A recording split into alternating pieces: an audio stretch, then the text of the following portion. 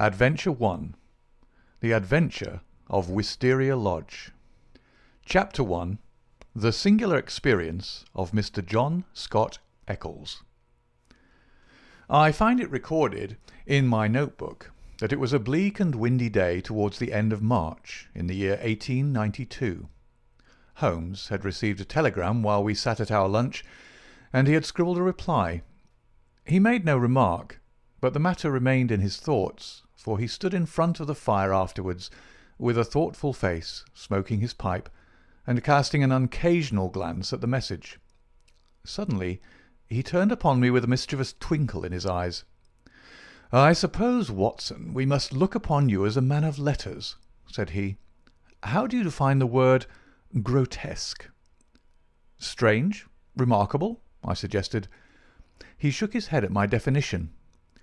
"There is surely something more than that," said he. "Some underlying suggestion of the tragic and the terrible. If you cast your mind back to some of those narratives with which you have afflicted a long-suffering public, you will recognize how often the grotesque has deepened into the criminal.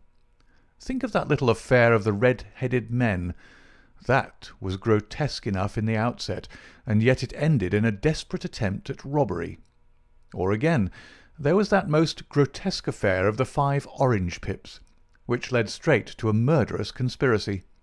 The word puts me on the alert." "Have you it there?" I asked. He read the telegram aloud. "Have just had most incredible and grotesque experience. May I consult you? Scott Eccles, Post Office, Charing Cross." "Man or a woman?" I asked. "Oh, man, of course. No woman would ever send a reply-paid telegram. She would have come." "Will you see him?" "My dear Watson, you know how bored I have been since we locked up Colonel Carruthers. My mind is like a racing engine, tearing itself to pieces because it is not connected up with the work for which it was built.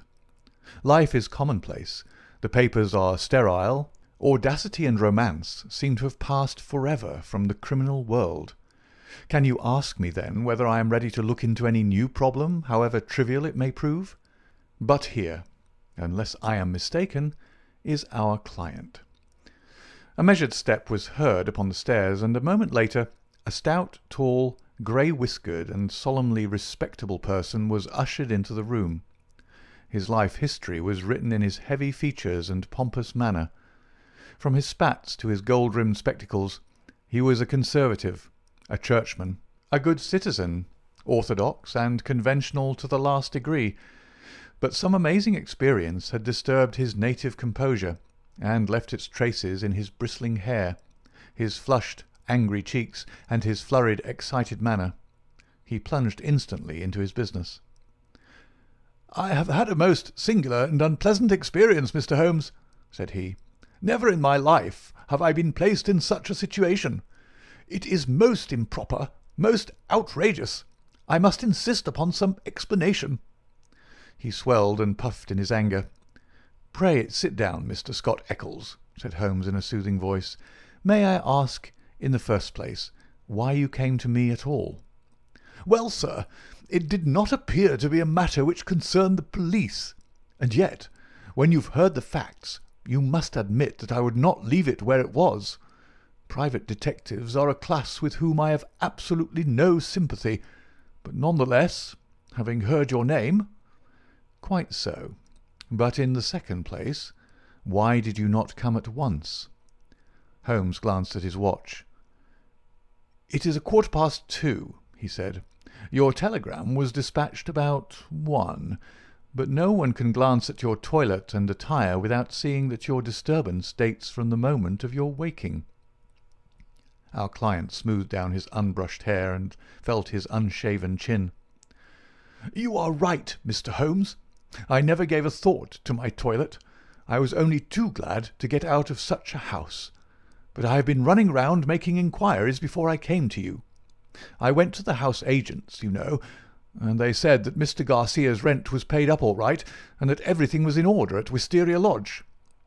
"Come, come, sir," said Holmes, laughing. "You're like my friend Dr. Watson, who has a bad habit of telling his stories wrong end foremost. Please arrange your thoughts and let me know, in their due sequence, exactly what those events are which have sent you out unbrushed and unkempt, with dress boots and waistcoat buttoned awry, in search of advice and assistance." Our client looked down with a rueful face at his own unconventional appearance. "I'm sure it must look very bad, Mr. Holmes, and I'm not aware that in my whole life such a thing has ever happened before. But I will tell you the whole queer business, and when I have done so you will admit, I am sure, that there has been enough to excuse me." But his narrative was nipped in the bud. There was a bustle outside, and Mrs. Hudson opened the door to usher in two robust and official-looking individuals, one of whom was well known to us as Inspector Gregson of Scotland Yard, an energetic, gallant, and, within his limitations, a capable officer. He shook hands with Holmes, and introduced his comrade as Inspector Baines of the Surrey Constabulary. "We are hunting together, Mr. Holmes, and our trail lay in this direction." He turned his bulldog eyes upon our visitor. "Are you Mr. John Scott Eccles of Popham House, Lee?" "I am. We've been following you about all the morning." "You traced him through the telegram, no doubt," said Holmes. "Exactly, Mr. Holmes. We picked up the scent at Charing Cross Post Office and came on here." "But why did you follow me? What do you want?" "We wish a statement, Mr. Scott Eccles, as to the events which led up to the death last night of Mr. Aloysius Garcia of Wisteria Lodge near Esher." Our client had sat up with staring eyes, and every tinge of colour struck from his astonished face. "Dead? Did you say he was dead?" "Yes, sir, he's dead." "But how? An accident?" "Murder, if ever there was one upon earth." "Good God! This is awful. You don't mean that I'm suspected?" "A letter of yours was found in the dead man's pocket, and we know by it that you had planned to pass last night at his house." "So I did." "Oh, you did you?" Out came the official notebook. "Wait a bit, Gregson," said Sherlock Holmes. "All you desire is a plain statement, is it not?" "And it is my duty to warn Mr. Scott Eccles that it may be used against him." "Mr. Eccles was going to tell us about it when you entered the room, I think. Watson, a brandy and soda would do him no harm. Now, sir, I suggest that you take no notice of this addition to your audience, and that you proceed with your narrative exactly as you would have done had you never been interrupted." Our visitor had gulped off the brandy, and the colour had returned to his face. With a dubious glance at the inspector's notebook, he plunged at once into his extraordinary statement. "I am a bachelor," said he, "and, being of a sociable turn, I cultivate a large number of friends. Among these are the family of a retired brewer called Melville, living at Albemarle Mansion, Kensington. It was at his table that I met some weeks ago a young fellow named Garcia. He was, I understand, of Spanish descent, and connected in some way with the embassy. He spoke perfect English, was pleasing in his manners, and as good-looking a man as ever I saw in my life. In some way we struck up quite a friendship, this young fellow and I. He seemed to take a fancy to me from the first, and within 2 days of our meeting he came to see me at Lee. One thing led to another, and it ended in his inviting me out to spend a few days at his house, Wisteria Lodge, between Esher and Oxshott. Yesterday evening I went to Esher to fulfil this engagement. He had described his household to me before I went there. He lived with a faithful servant, a countryman of his own, who looked after all his needs. This fellow could speak English and did his housekeeping for him. Then there was a wonderful cook, he said, a half-breed whom he had picked up in his travels, who could serve an excellent dinner. I remember that he remarked what a queer household it was to find in the heart of Surrey, and that I agreed with him, though it has proved a good deal queerer than I thought.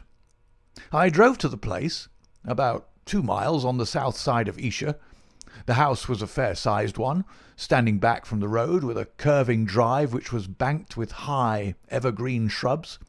It was an old, tumble-down building in a crazy state of disrepair. When the trap pulled up on the grass-grown drive in front of the blotched and weather-stained door, I had doubts as to my wisdom in visiting a man whom I knew so slightly. He opened the door himself, however, and greeted me with a great show of cordiality. I was handed over to the manservant, a melancholy, swarthy individual who led the way, my bag in his hand, to my bedroom. The whole place was depressing. Our dinner was tete-a-tete, and though my host did his best to be entertaining, his thoughts seemed to continually wander, and he talked so vaguely and wildly that I could hardly understand him. He continually drummed his fingers on the table, gnawed his nails, and gave other signs of nervous impatience. The dinner itself was neither well served nor well cooked, and the gloomy presence of the taciturn servant did not help to enliven us. I can assure you that many times in the course of the evening I wished that I could invent some excuse which would take me back to Lee. One thing comes back to my memory which may have a bearing upon the business that you two gentlemen are investigating. I thought nothing of it at the time. Near the end of dinner, a note was handed in by the servant. I noticed that after my host had read it, he seemed even more distrait and strange than ever. He gave up all pretence at conversation and sat smoking endless cigarettes, lost in his own thoughts. But he made no remark as to the contents. About 11, I was glad to go to bed. Some time later, Garcia looked in at my door. The room was dark at the time, and asked me if I had rung. I said I had not. He apologized for having disturbed me so late, saying that it was nearly 1 o'clock. I dropped off after this and slept soundly all night. And now I come to the amazing part of my tale. When I woke, it was broad daylight. I glanced at my watch, and the time was nearly 9. I had particularly asked to be called at 8, so I was very much astonished at this forgetfulness. I sprang up and rang for the servant. There was no response. I rang again and again, with the same result. Then I came to the conclusion that the bell was out of order. I huddled on my clothes and hurried downstairs in an exceedingly bad temper to order some hot water. You can imagine my surprise when I found that there was no one there. I shouted in the hall. There was no answer. Then I ran from room to room. All were deserted. My host had shown me which was his bedroom the night before, so I knocked at the door. No reply. I turned the handle and walked in. The room was empty, and the bed had never been slept in. He'd gone with the rest. The foreign host, the foreign footman, the foreign cook, all had vanished in the night. There was the end of my visit to Wisteria Lodge. Sherlock Holmes was rubbing his hands and chuckling as he added this bizarre incident to his collection of strange episodes. "Your experience is, so far as I know, perfectly unique," said he. "May I ask, sir, what you did then?" I was furious. My first idea was that I had been the victim of some absurd practical joke. I packed my things, banged the hall door behind me, and set off for Esher with my bag in my hand. I called at Allen Brothers, the chief land agents in the village, and found that it was from this firm that the villa had been rented. It struck me that the whole proceeding could hardly be for the purpose of making a fool of me, and that the main object must be to get out of the rent. It is late in March, so quarter day is at hand. But this theory would not work. The agent was obliged to me for my warning, but told me that the rent had been paid in advance. Then I made my way to town and called at the Spanish embassy. The man was unknown there. After this I went to see Melville, at whose house I had first met Garcia, but I found that he really knew rather less about him than I did. Finally, when I got your reply to my wire, I came out to you, since I gather that you are a person who gives advice in difficult cases. But now, Mr. Inspector, I understand from what you said when you entered the room that you can carry the story on, and that some tragedy had occurred. I can assure you that every word I have said is the truth, and that, outside of what I have told you, I know absolutely nothing about the fate of this man. My only desire is to help the law in every possible way." "I'm sure of it, Mr. Scott Eccles, I'm sure of it," said Inspector Gregson in a very amiable tone. "I'm bound to say that everything which you've said agrees very closely with the facts as they've come to our notice. For example, there was that note which arrived during dinner. Did you chance to observe what became of it?" "Yes, I did. Garcia rolled it up and threw it into the fire." "What do you say to that, Mr. Baines?" The country detective was a stout, puffy red man whose face was only redeemed from grossness by two extraordinarily bright eyes, almost hidden behind the heavy creases of cheek and brow. With a slow smile he drew a folded and discoloured scrap of paper from his pocket. "It was a dog grate, Mr. Holmes, and he overpitched it. I picked this out, unburned from the back of it." Holmes smiled his appreciation. "You must have examined the house very carefully to find a single pellet of paper." "I did, Mr. Holmes. It's my way. Shall I read it, Mr. Gregson?" The Londoner nodded. "The note is written upon ordinary cream-laid paper without watermark. It is a quarter sheet. The paper is cut off in 2 snips with a short bladed scissors. It's been folded over 3 times and sealed with purple wax, put on hurriedly and pressed down with some flat oval object. It is addressed to Mr. Garcia, Wisteria Lodge. It says, 'Our own colours, green and white. Green open, white shut. Main stair, first corridor, 7th right, green baize. Godspeed, D.' It is a woman's writing done with a sharp-pointed pen, but the address is either done with another pen or by someone else. It is thicker and bolder, as you see." "A very remarkable note," said Holmes, glancing it over. "I must compliment you, Mr. Baines, upon your attention to detail in your examination of it. A few trifling points might perhaps be added. The oval seal is undoubtedly a plain sleeve link. What else is of such a shape? The scissors were bent nail scissors. Short as the 2 snips are, you can distinctly see the same slight curve in each." The country detective chuckled. "I thought I had squeezed all the juice out of it, but I see there was a little over," he said. "I'm bound to say that I make nothing of the note except that there was something on hand, and that a woman, as usual, was at the bottom of it." Mr. Scott Eccles had fidgeted in his seat during this conversation. "I'm glad you found the note, since it corroborates my story," said he. "But I beg to point out that I have not yet heard what has happened to Mr. Garcia, nor what has become of his household."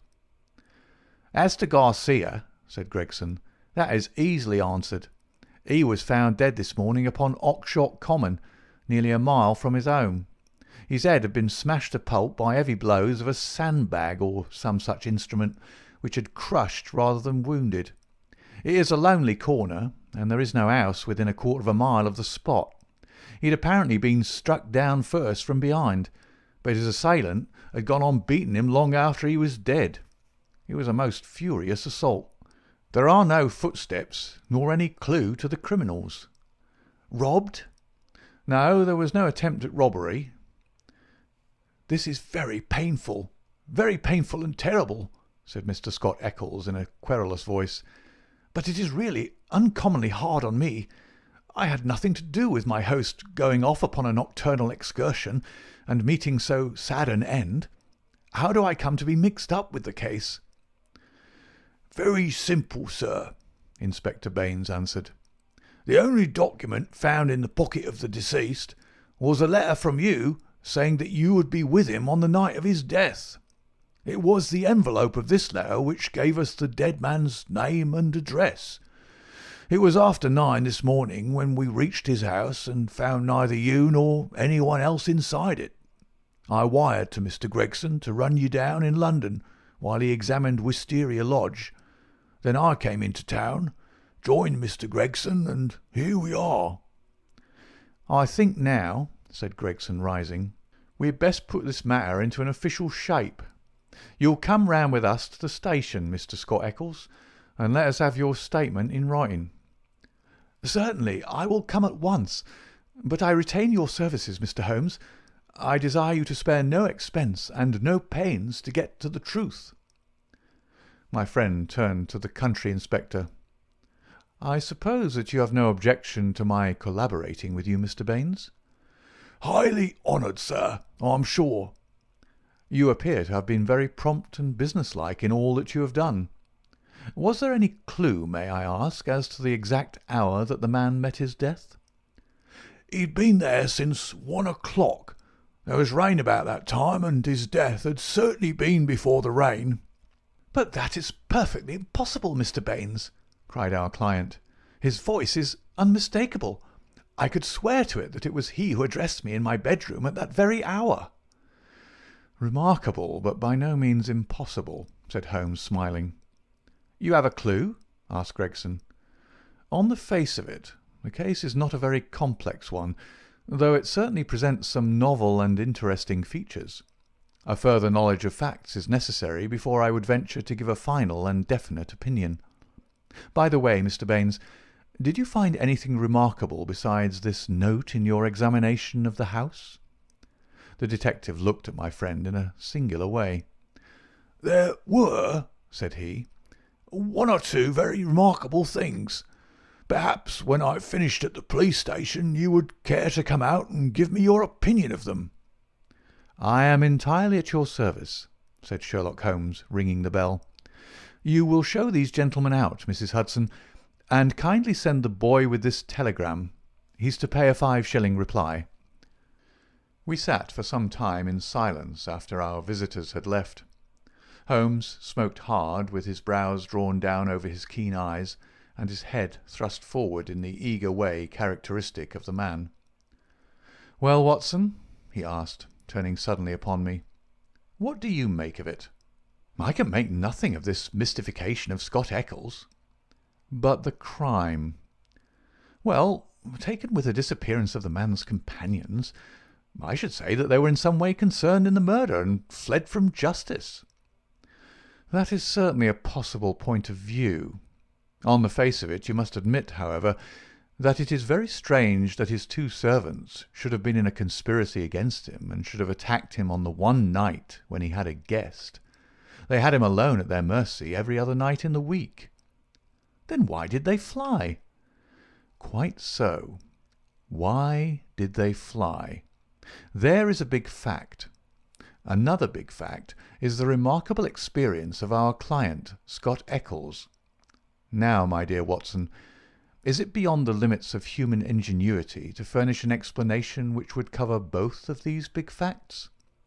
If it were one which would also admit of the mysterious note, with its very curious phraseology, why, then it would be worth accepting as a temporary hypothesis. If the fresh facts which come to our knowledge all fit themselves into the scheme, then our hypothesis may gradually become a solution." "But what is our hypothesis?" Holmes leaned back in his chair with half-closed eyes. "You must admit, my dear Watson, that the idea of a joke is impossible. There were grave events afoot, as the sequel showed, and the coaxing of Scott Eccles to Wisteria Lodge had some connection with them." "But what possible connection?" "Let us take it link by link. There is, on the face of it, something unnatural about this strange and sudden friendship between the young Spaniard and Scott Eccles. It was the former who forced the pace. He called upon Eccles at the other end of London on the very day after he first met him, and he kept in close touch with him until he got him down to Esher. Now what did he want with Eccles? What could Eccles supply? I see no charm in the man. He is not particularly intelligent, not a man likely to be congenial to a quick-witted Latin. Why then was he picked out from all the other people whom Garcia met as particularly suited to his purpose? Has he any one outstanding quality? I say that he has. He is the very type of conventional British respectability, and the very man as a witness to impress another Briton. You saw yourself how neither of the inspectors dreamed of questioning his statement, extraordinary as it was. But what was he to witness? Nothing, as things turned out, but everything, had they gone another way. That is how I read the matter. I see. He might have proved an alibi. Exactly, my dear Watson. He might have proved an alibi. We will suppose, for argument's sake, that the household of Wisteria Lodge are confederates in some design. The attempt, whatever it may be, is to come off, we will say, before 1 o'clock. By some juggling of the clocks, it is quite possible that they may have got Scott Eccles to bed earlier than he thought. But in any case, it is likely that when Garcia went out of his way to tell him that it was 1, it was really not more than 12. If Garcia could do whatever he had to do and be back by the hour mentioned, he had evidently a powerful reply to any accusation. Here was this irreproachable Englishman ready to swear in any court of law that the accused was in the house all the time. It was an insurance against the worst. Yes, I see that. But how about the disappearance of the others? I have not all my facts yet, but I do not think there are any insuperable difficulties. Still, it is an error to argue in front of your data. You find yourself insensibly twisting them round to fit your theories. And the message? How did it run? Our own colours, green and white. Sounds like racing. Green open, white shut. That is clearly a signal. Main stair, first corridor, 7th right, green baize. This is an assignation. We may find a jealous husband at the bottom of it all. It was clearly a dangerous quest. She would not have said Godspeed had it not been so. D. That should be our guide. The man was a Spaniard. I suggest that D stands for Dolores, a common female name in Spain. Good, Watson, very good, but quite inadmissible. A Spaniard would write to a Spaniard in Spanish. The writer of this note is certainly English. Well, we can only possess our soul in patience until this excellent inspector come back for us. Meanwhile, we can thank our lucky fate which has rescued us for a few short hours from the insufferable fatigues of idleness. An answer had arrived to Holmes's telegram before our Surrey officer had returned. Holmes read it and was about to place it in his notebook when he caught a glimpse of my expectant face. He tossed it across with a laugh. "We are moving in exalted circles," said he. The telegram was a list of names and addresses. Lord Harringby, the Dingle, Sir George Folliot, Oxshott Towers, Mr. Hines, J.P., Purdley Place, Mr. James Baker Williams, Forton Old Hall, Mr. Henderson, High Gable, Reverend Joshua Stone, Nether Walsling. "This is a very obvious way of limiting our field of operations," said Holmes. "No doubt Baines, with his methodical mind, has already adopted some similar plan." "I don't quite understand." "Well, my dear fellow, we have already arrived at the conclusion that the message received by Garcia at dinner was an appointment or an assignation. Now, if the obvious reading of it is correct, and in order to keep the tryst one has to ascend a main stair and seek the 7th door in a corridor, it is perfectly clear that the house is a very large one. It is equally certain that this house cannot be more than a mile or two from Oxshott, since Garcia was walking in that direction and hoped, according to my reading of the facts, to be back in Wisteria Lodge in time to avail himself of an alibi which would only be valid up to 1 o'clock. As the number of large houses close to Oxshott must be limited, I adopted the obvious method of sending to the agents mentioned by Scott Eccles and obtaining a list of them. Here they are in this telegram, and the other end of our tangled skein must lie among them. It was nearly 6 o'clock before we found ourselves in the pretty Surrey village of Esher, with Inspector Baines as our companion. Holmes and I had taken things for the night and found comfortable quarters at the Bull. Finally we set out in the company of the detective on our visit to Wisteria Lodge. It was a cold, dark March evening, with a sharp wind and the fine rain beating upon our faces. A fit setting for the wild common over which our road passed, and the tragic goal to which it led us. End of Chapter 1.